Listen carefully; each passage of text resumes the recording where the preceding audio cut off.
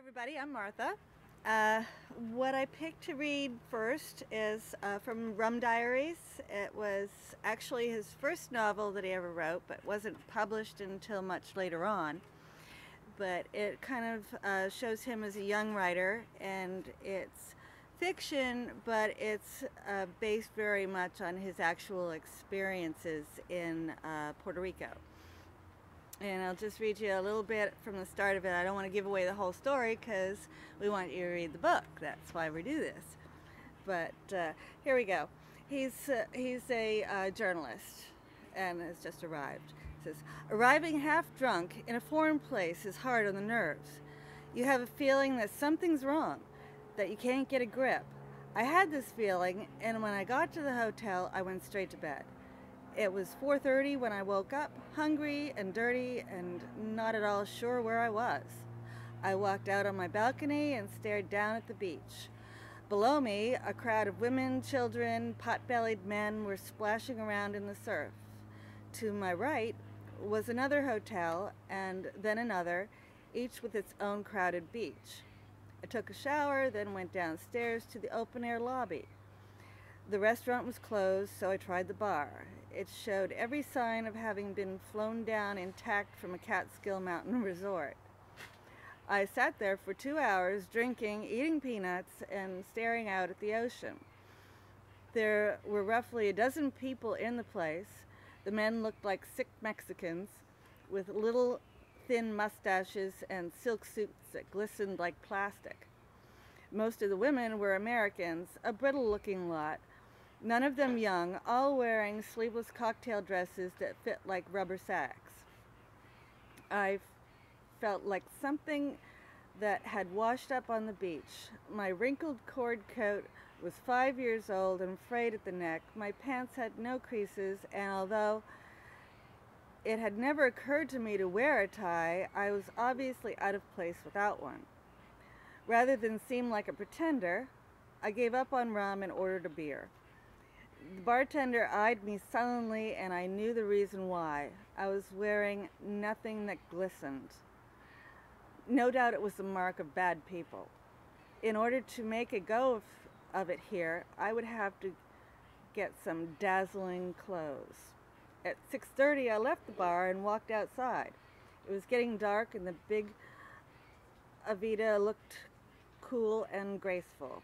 On the other side were homes that once looked out on the beach. Now they looked out on hotels, and most of them had retreated behind tall hedges and walls that cut them off from the street. Here and there I could see a patio or a screen porch where people sat beneath fans and drank rum. Somewhere up the street I heard bells, the sleepy tinkling of Brahms' lullaby. I walked a block or so, trying to get the feel of the place, and bells kept coming closer. Soon an ice cream truck appeared. Moving slowly down the middle of the street, on its roof was a giant popsicle, flashing on and off with red neon explosions that lit up the whole area. From somewhere in the bowels came the clanging of Mr. Brahms' tune. As it passed me, the driver grinned happily and blew his horn.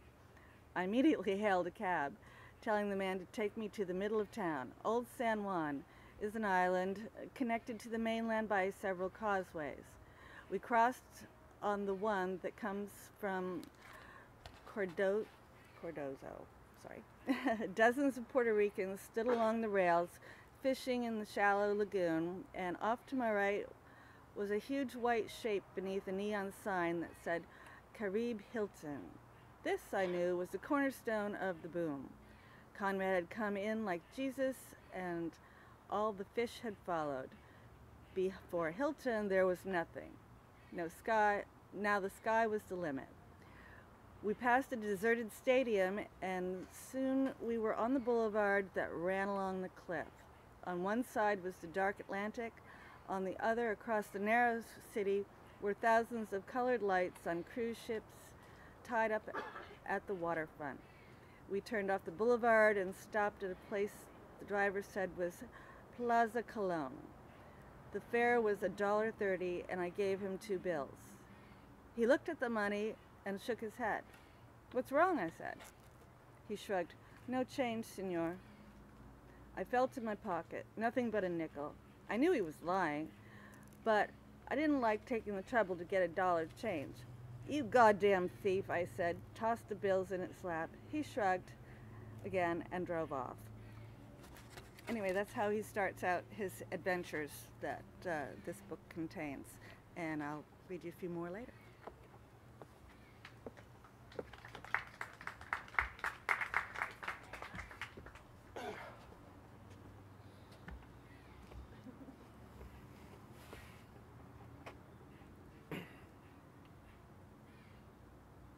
Part 2. I'm going to disagree with a lot of his biographers and say these are the years where he began to develop his persona. It wasn't the 70s. It wasn't the 80s. It was the 1950s.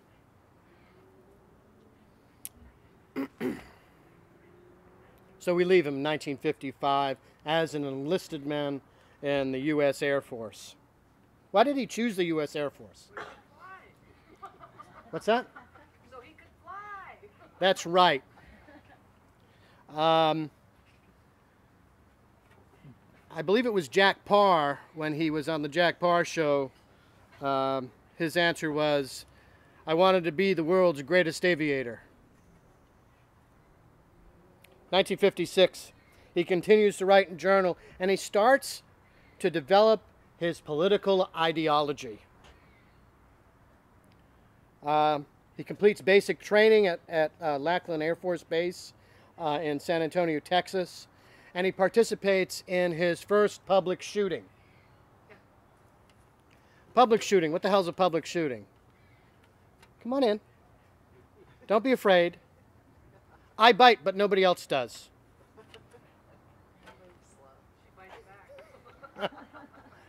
A public shooting back then is when you're a resident of Texas, you get your guys together and your guns, and you'd shoot them off in local open air space. Of course, at targets, not at other human beings. And he loved it. So, this continues on in his life, by the way. He transfers to Scott Air Force Base in Belleville, Illinois, to study electronics. And his quote about electronics is, boring as shit. He applies to become an aviator cadet through the Air Force Aviation Cadet Program, and is roundly rejected. And he's roundly rejected because the commanding officer, or the commandant of the Cadet Academy, felt that he would become an insubordinate. Wow, did they peg him? See? They're good for something. So he transfers to Eglin Air Force Base in Fort Walton, Florida. And this is his first appearance in the Florida scene. And he begins to take evening classes at Florida State. And he meets a guy at a local bar.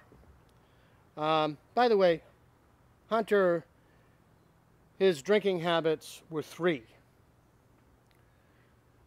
Bourbon, whiskey, and Chivas Regal. In that order, at every increment.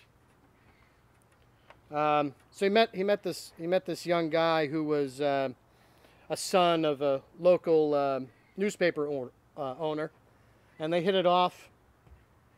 And he basically lies to the kid and says, "Yeah, I got a great deal of experience. I can write. I can do all kinds of stuff." And he lands his first professional writing job as a sports editor for the Command Courier. As sports editor, I should say the kid that he bumped into, his father was commander of this particular newspaper, not owner. So as sports editor, he covers the Elgin Eagles, which is a football team, which means he travels throughout the U.S. And this gives him a number of ideas. This really puts him, because he had never really traveled a great deal, you know, Kentucky and Illinois, and that's not really saying very much. And then to Florida. And he's thinking about bigger pictures. He's beginning to grow and recognize there's more to life than what was in Louisville, Kentucky, which I'm assuming he already knew that to begin with. He also befriends a number of people who would become future football pros, a fellow by the name of Bart Starr, Max McGee, and Zeke Bertowski. And this cements him in the sports world for the rest of his life. February 1957, he also begins to write sports column for the Playground News, a local newspaper in Fort Walton Beach. By the way, as an enlisted man in any kind of American service at that particular point in time, you couldn't have a second job, so it was illegal. He didn't know that, and he didn't care, because he wanted to write. And he didn't care that he was writing about sports, because that shit he loved. He played it, he was good at it, and he was writing about it. And he was a great writer. So 58, he wrote his very first piece, and it was called Fire in the Nuts. And that piece wasn't discovered until 2008 or 9, I believe. But this is his very first piece. June of 1958, Hunter is discharged from the U.S. Air Force as an airman first class, and it was an honorable discharge. And there's a lot of speculation, but William S. Evans, the colonel, and he was chief information officer at the particular point of his discharge, stated, in summary, this airman, although talented, will not be guided by our policy. Sometimes his rebel and superior attitude seems to rub off on the other airmen, staff, and members. Does that mean a bad info?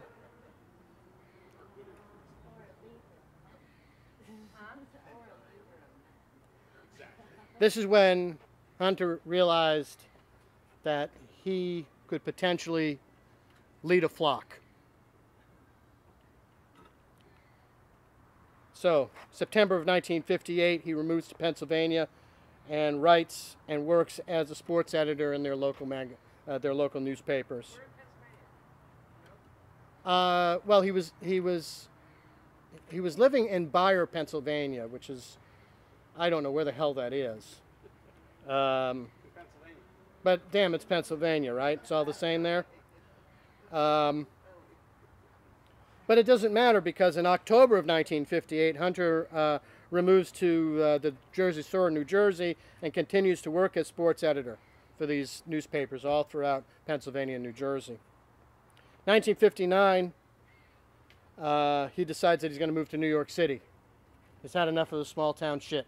That was his quote, not mine. And he continues to work as sports editor. He begins to audit several courses at Columbia University School of General Studies. Who do you think he meets there at the School of General Studies? Anybody have a clue? Burroughs. Kerouac. No, not yet. So he meets a whole new group of countercultural, challenged individuals, because they're challenged at this particular point in time. They're still not countercultural because there's no such thing as that, right? Not really. So he begins to meet these beats.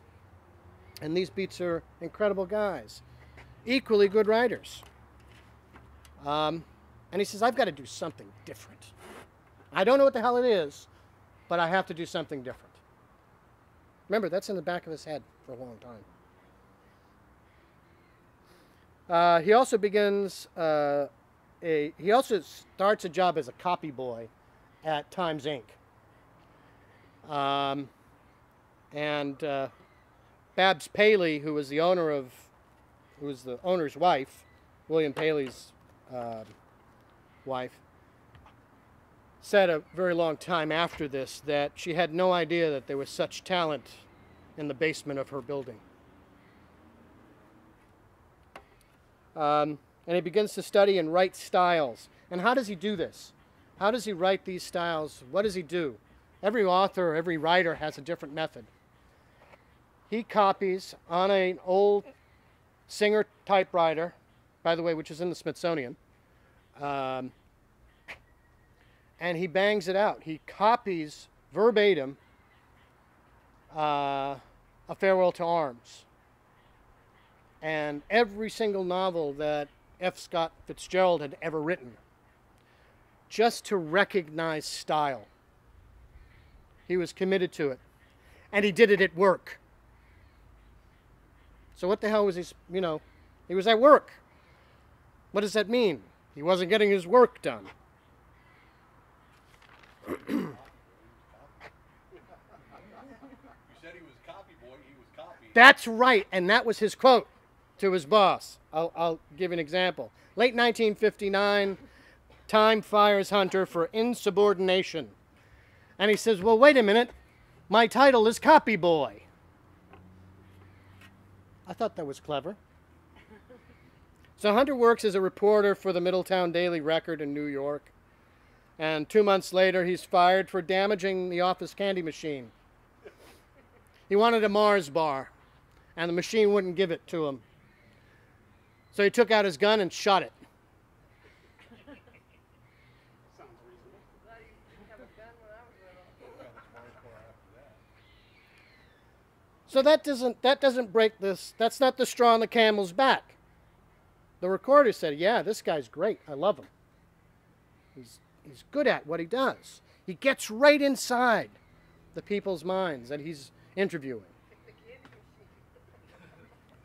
But he couldn't get into the damn candy machine. So, couple months go by, and he's at a local breakfast joint, by the way, which was the only meal he ever ate and enjoyed, was breakfast. And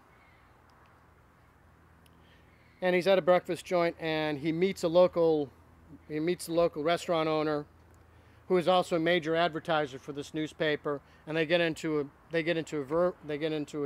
an argument, which then turns into a physical altercation, and he is then duly dismissed.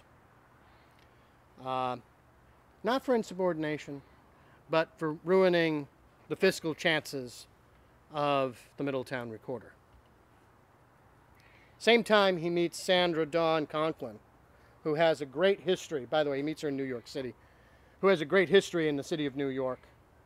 Her great-grandfather was Boss Conklin. Her other great-grandfather was Boss Tweed.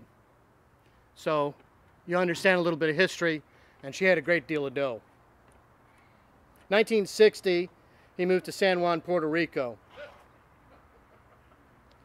Okay? Leaves New York, says, to hell with this, I'm getting out of Dodge. Probably because there might have been some issues about the fight, or maybe the gun assault on the candy machine. And he's offered a job with a sporting magazine called El Sporto. And he says, well, I'll take this job. I'm getting paid to move down here. It's going to be a great thing. They never checked references back in those days, huh? There were no references, sweetie. Well, you have to understand. How did he get? El Sporto was owned by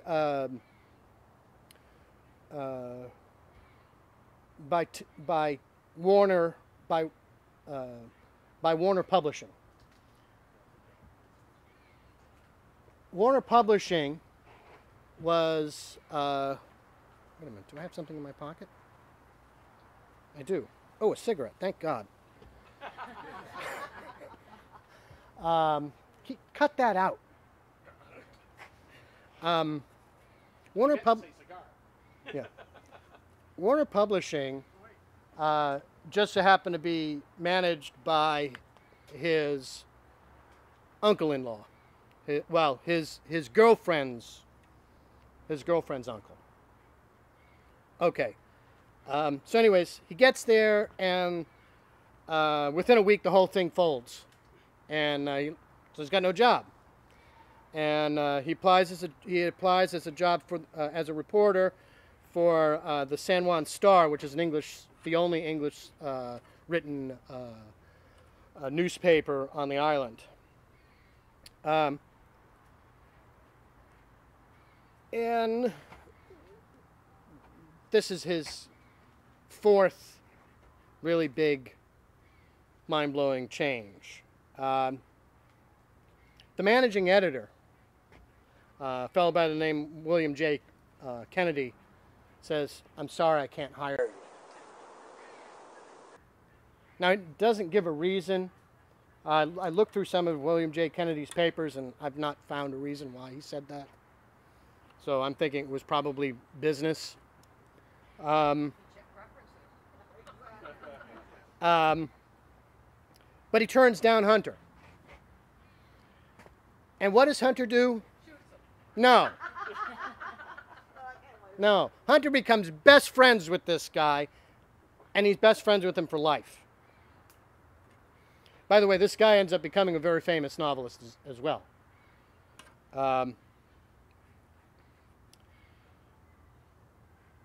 So he applies. So he applies as a reporter to the New York Herald Tribune, and he said, "I want to be Caribbean correspondent." Right? Why not? And they give him the job. So he's hanging out in Puerto Rico. He's floating around to the islands. He's doing his bourbon whiskey and Chivas Regal, and he's having a grand old time.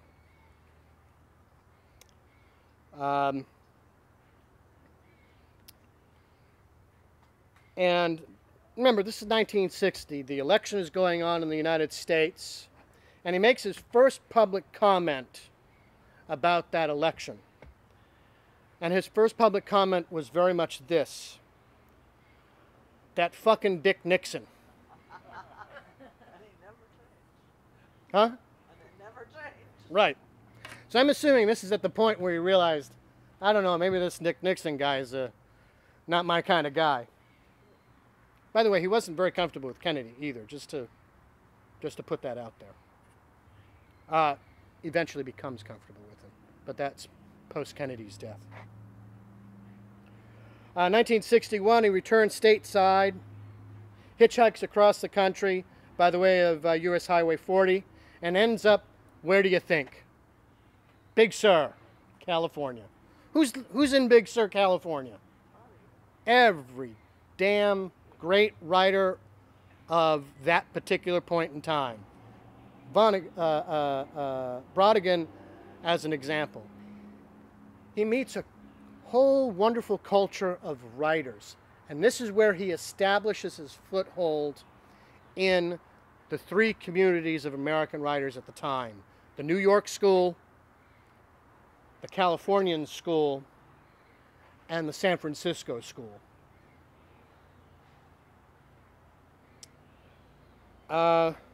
So he's continuing to journal, and he's really developing political ideology. I mean, he's formulating and finalizing his political ideology. And On his arrival at Big Sur, he takes a job as a security officer and a caretaker for Big Sur Hot Springs, which eventually becomes... You familiar with this, Dan? Which eventually becomes their blueberry patch. I'm sorry? Baxter's Facts. That's right. Called the Selin Institute. Anyways, he publishes his first major national distributed article called Artisans and the Bohemian Culture of Big Sur. What does he do? This is his first thing. He begins to develop his style. This is his first style piece, and he realizes the only way that I can write is by going head first into that particular culture, whatever that culture may be. And he's writing from first-person experience into a fictional term. Of course, this is an article, so it's not a fictional term. It's a non-fictional term, but he uses this method for the rest of his life. So it's published in Rogue Magazine. Anybody familiar with Rogue Magazine? Of course. Being the road that she is. So in 1961, Hunter's tenure is terminated due to the unexpected publicity of what? Artisan and bohemian culture of the Big Sur. There was too many, Brodigan's quote, too many goddamn people in my town. So he was perplexed by this. It's like, wait a minute. You don't want to exclude, I thought you said you were into people. What's this exclusive stuff? Huh? Dan? No, it's just No. laughing. Okay. All right. So 1961, he writes Prince Jellyfish, and he writes the Rum Diary. And he submits, his claim is he submits a little over 1,500 short stories to publishers. Not one of them is taken. 1961. May of 1962, he travels to South America as a correspondent for a Dow Jones-owned weekly newspaper called the National Observer. It's the only English-written magazine in South America at the time. And Sandra Dawn Conklin joins him in Rio. Well, let me step back. He settles in Brazil, and he's a reporter for also the Brazilian Herald, which is the only newspaper in Brazil that's an English-written newspaper. And his longtime girlfriend joins him in Rio. And